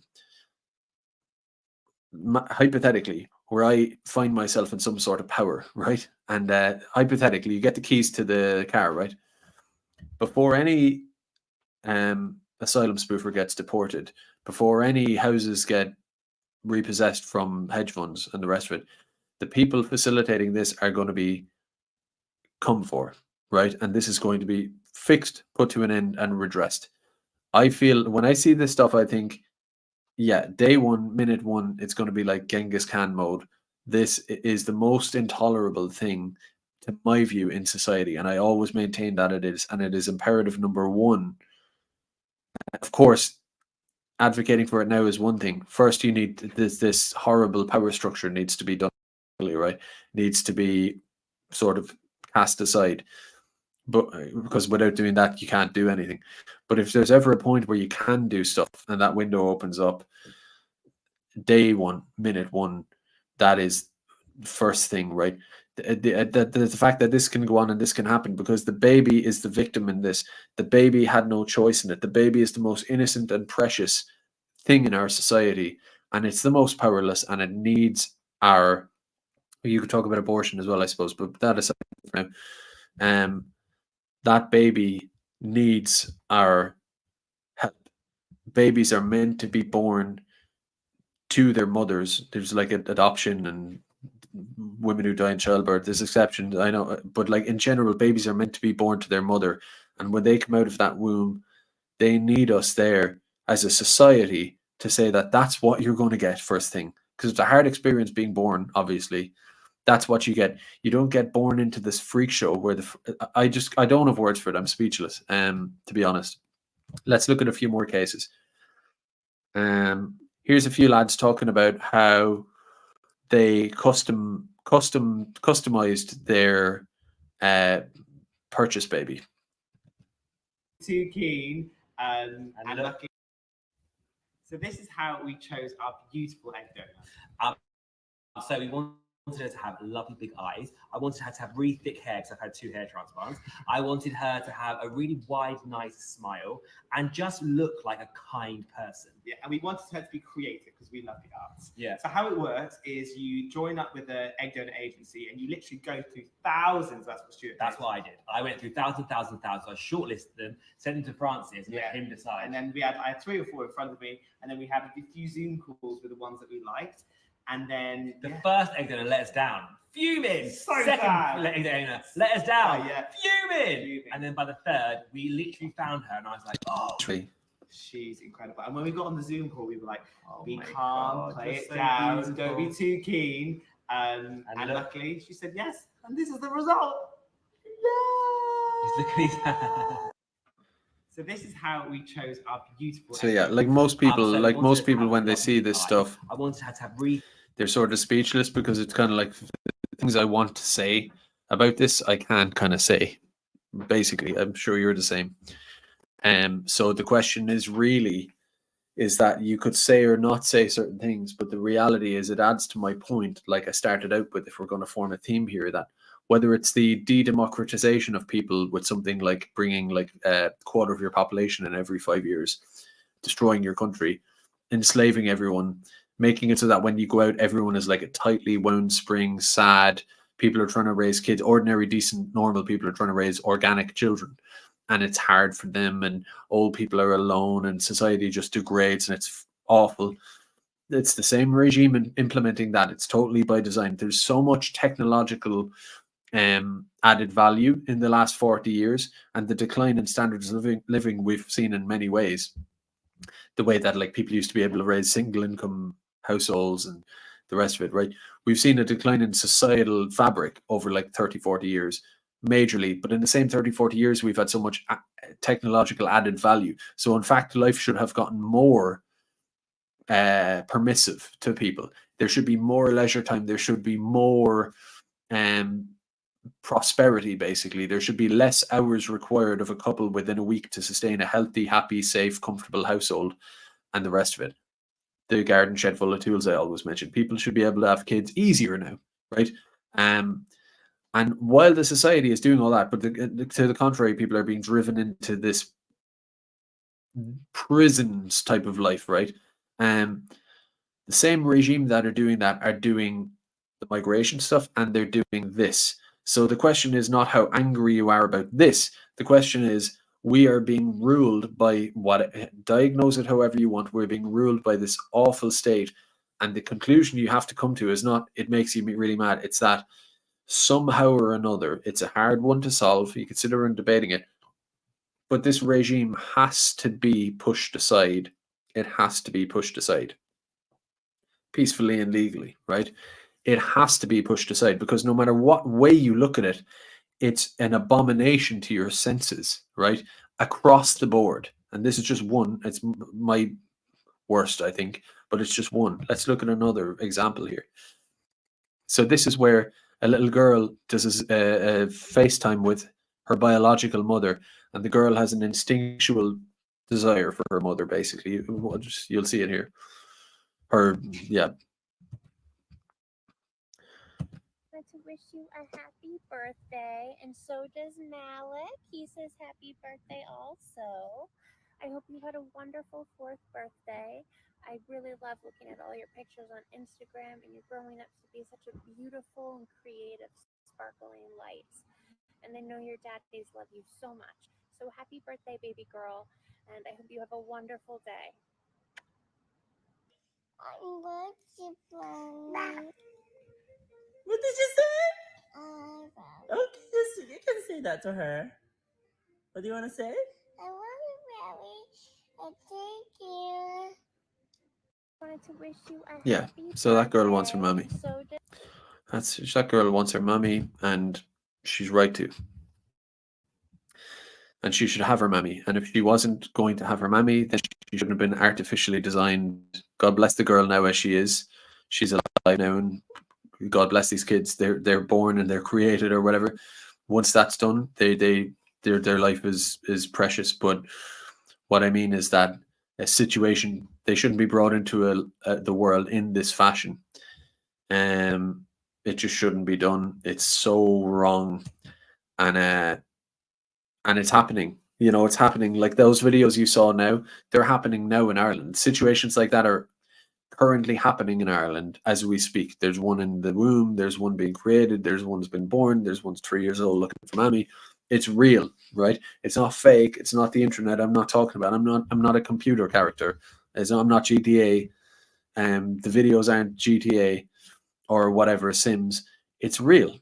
It's happening, and nobody wants this. No, I'd say 95% of people will look at that stuff and say, "Why is that happening? None of us asked for it. None of us want it. We want to live in a normal society. We want to live in a normal society where this does not happen, where we don't bring in 250,000 migrants a year, destroying our fabric, our social fabric, and our quality of life. We don't want these migration pacts pushed through, and the rest of it. We don't want any of this stuff. And why is it happening? And to what extent can it be tolerated? How long can it be tolerated? And how much worse can it get? And then, of course, why is it happening? These are big, big questions. But again, it's not fake. It's not online content. Like I started out talking about, I go out every day. I'm sure you do too. And you see even the general demeanor in public has gone totally upside down. And of course, it's got to do with people will see things like this. They will see the migrant situation in front of them and how unfair it is, how second-class citizen they are. They'll see the quality of their life go down, and that all combines to lead to, and they know they've no power. Even if you talk to a normie and they're not really up to speed with a lot of stuff, they're subconsciously up to speed with the fact that they have no power, no stake in their society. Not only can they not have any influence in how it runs positively to their desires, but it'll be ran in the complete opposite way. Freakish things that you couldn't even possibly imagine, new things every year, all the time. And to some extent, whether they're that conscious of it or not, they've internalized that fact. They've internalized the economic sort of and social deprivations. And that's why they've got a furrowed brow and they're ready to snap and their eyes are glazed over. And when you speak to them, they look through you. And it's like they don't even recognize that you're real. And to some extent, they don't even feel real themselves. This whole sort of horrible society is viscerally palpable on a daily basis. It's not fake. It's not online. Maybe I'm just a bit too bad into all this, but that's how I feel about it. These things have consequences. The way a society is ran has downstream consequences. And these policies are not just pie in the sky. Oh, they did a migration thing, but it's nothing to do with me. I'll just enjoy the society anyway. I'll enjoy my life. Well, no, you're going to see this. We're all sort of connected, you know, and we all live in the same ecosystem, the same habitat.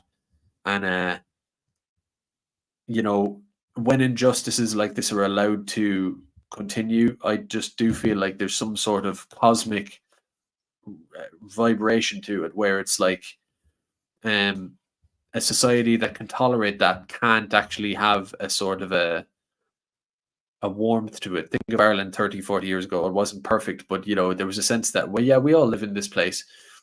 And it's reasonably normal, and we have our own little like I keep saying fabric, but there is this fabric we all share that we're all involved in, and it makes society nice. And I don't know, I'm kind of belaboring the point, but there is definitely the whole thing is connected, and it's like the idea that you can step outside your front door and all of these sort of things that happen at a governmental level and are enforced on us won't actually reverberate through your everyday interaction and the sort of the chemical almost makeup of people. How do I put it? Like the brain state. It's almost like I wouldn't be surprised if you were to like scan people's brains in a normal society and scan people's brains in whatever we're living in, that you'd be able to spot some different coloration there. There's something sort of really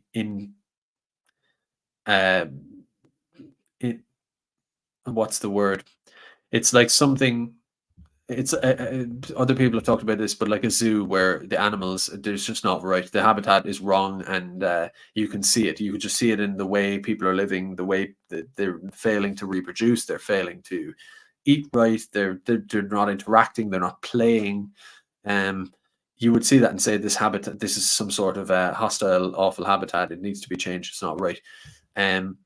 just like if you were at a lemur enclosure and they were artificially inseminating some lemurs and then giving the baby lemur to this weird gay lemur and and then you were bringing in all these other like slightly different subgroup of lemur into the habitat and forcing them to have to accept it and transferring the resources over in their faces and then whipping them every time they get uppity about it.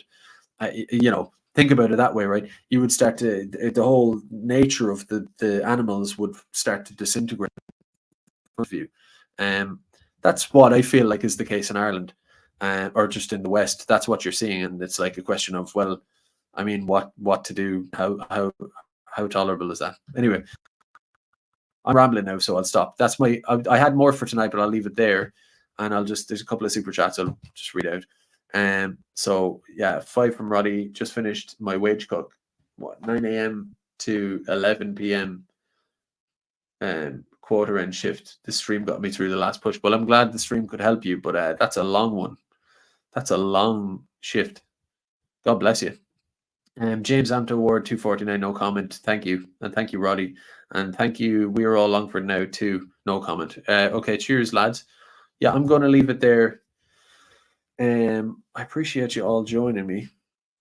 I enjoy these. It helps me get, like, I'm walking around like overthinking things and sort of feeling like trapped by it all. It's very nice to have this vent. I wish it was more normal in daily life, but it's like if you brought any of this, like even mildly sideways up to someone, I've said this before, but like, you know, they might like freeze up, or even though they probably agree with you, they get kind of strange.